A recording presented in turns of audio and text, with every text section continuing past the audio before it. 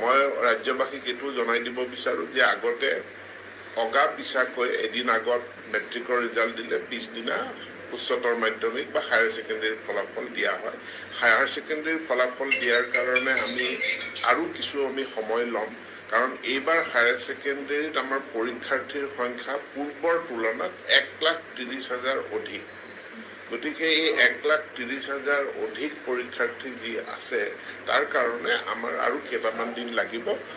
কোনোবাই এটা fake news উলিয়াইছে আজি 3 বজাত দিব, আজি 3 বজাত নিদিয়ে বা অহাকালিও নিদিয়ে, আমি আৰু কেইদিনমান আপোনালোকে নিশ্চয় শিক্ষামন্ত্ৰী মহোদয়ৰ মন্তব্যটো শুনিছে। শিক্ষামন্ত্ৰী মহোদয়ৰ মন্তব্যত হায়াৰ ছেকেণ্ডেৰী ৰিজাল্ট সম্পৰ্কত কোনো স্পষ্ট ডেটৰ কথা তেখেতে উল্লেখ কৰা নাই।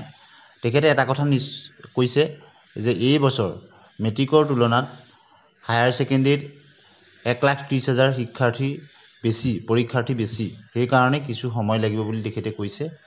অৰ্থাৎ যি ছ'চিয়েল মিডিয়াত বিভিন্ন যি নিউজ ওলাই আছে সেই নিউজবিলাক তেখেতে সত্য নহয় বুলি কৈছে। গতিকে আমি আশা কৰিব পাৰোঁ যে অতি সোনকালেই হায়াৰ ছেকেণ্ডেৰী ৰিজাল্ট ঘোষণা হ'ব।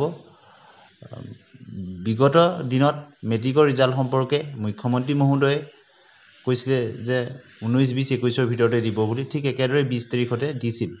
কিন্তু হায়াৰ ছেকেণ্ডেৰী ৰিজাল্টৰ সম্পৰ্কত মুখ্যমন্ত্ৰী মহোদয় হওক বা শিক্ষামন্ত্ৰী মহোদয়ে কোনো নিৰ্দিষ্ট বা স্পষ্ট ডেট কোৱা নাই।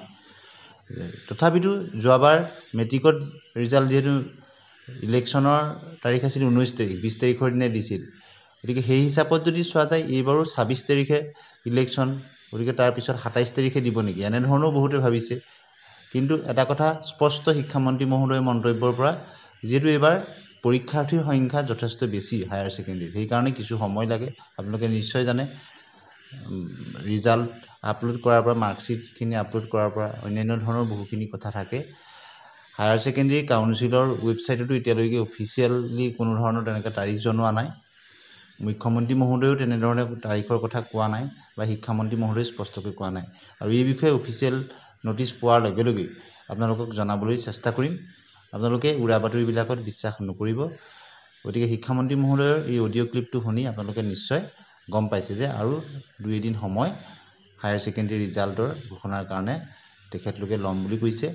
গতিকে এই বিষয়ে অফিচিয়েল জাননী পোৱাৰ লগে লগে আপোনালোকক জনাবলৈ চেষ্টা কৰিম।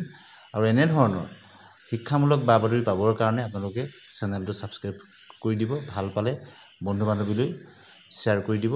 আজিলৈ আহোঁ, ধন্যবাদ।